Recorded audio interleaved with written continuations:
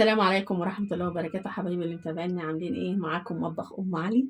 طبعا بقى لي فترة ما نزلتلكمش حاجة، كنت تعبانة وكده فالحمد لله. احنا النهاردة هنعمل الطرب معانا، اللي هو ايه اللي بتقال عليه منديل تقول عليه طرب.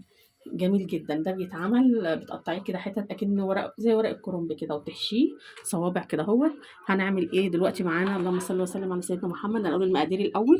معانا كيلو من اللحمة المفرومة، معايا مية البصل وحط عليها فلفل اسود وسبع بهار وملح. خلاص. ومعانا هنا بقدونس ناخد منه الكمية اللي احنا عايزينها. ومعانا هنا التوابل بتاعتنا ايه، فلفل اسود، ملح ابيض، ببريكا، كزبرة ناشفة، سبع بهار. بس كده، هو حاجته سهلة جدا. ومعانا هنا بصلتين مفرومين في الكبة. هنحط هنا البصل اهوت. بسم الله الرحمن الرحيم. وهنحط هنا التوابل بتاعتنا اللي انا قلت لكم عليها ان شاء الله. وهنحط شوية من البقدونس. خلاص. وبقدونس على شبت، مش هناخد كتير. وهنقلب يا جماعه التقليبه الحلوه بتاعتنا، التتبيله بتاعتنا كده شويه. يا جماعه المنديل بتاعنا اللي احنا بتجيبيه طبعا من عند الجزار اللي هو بتاع اللحمه البلدي. تقولي منديل، تقولي عليه طرب، تقولي عليه كده، يعني ده يمشي وده يمشي. بصي انا التتبيله اللي قلت لكم عليها اللي هي ميه البصل، ممكن نبل كده على الصينيه او ممكن كده نحطها على طول. خلاص. زي ورقه الكرنب كده. هناخد من اللحمه المفرومه بتاعتنا اللي احنا دبيناها متدبله معانا من شويه كده اهي الحمد لله. هناخد دلوقتي لحمه ونعمل ازاي زي السبع، زي الكفته اللي هي الكفته اللي هي يا جماعه الكباب بتاعنا اللي هو بصوا زي ما انتم شايفين. هتحطي كده اهو وهتعملي ايه وهتلفي على قد الصوبع. خلاص. هقطع انا بقى الجزء ده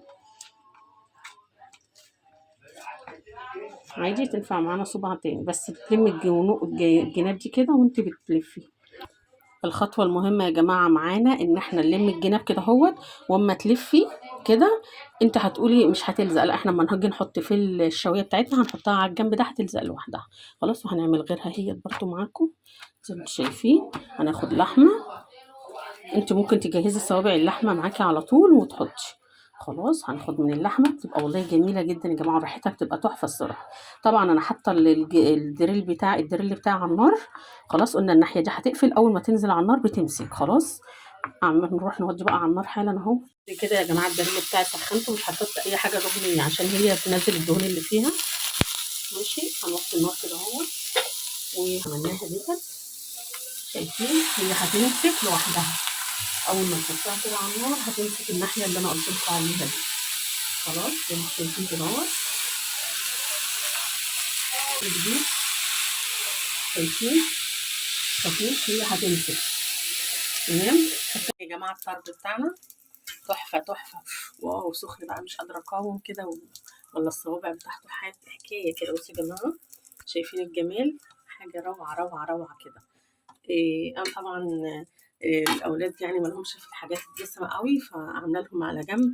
انا قايله لكم انا عامله كيلو لحمه من المفروم، عملت كفته شوي برضو شايلاها على جنب.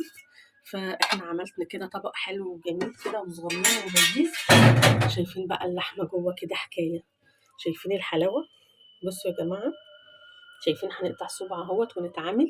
يا ريت اللي يشوف الفيديو بتاعي لاول مره يخش على القناه. بصوا شايفين الجمال، حاجه كده لمسات دايبه دوب كده بصراحه. وما تنسوش اللايك والاشتراك في القناه عشان يوصلكم مني كل جديد.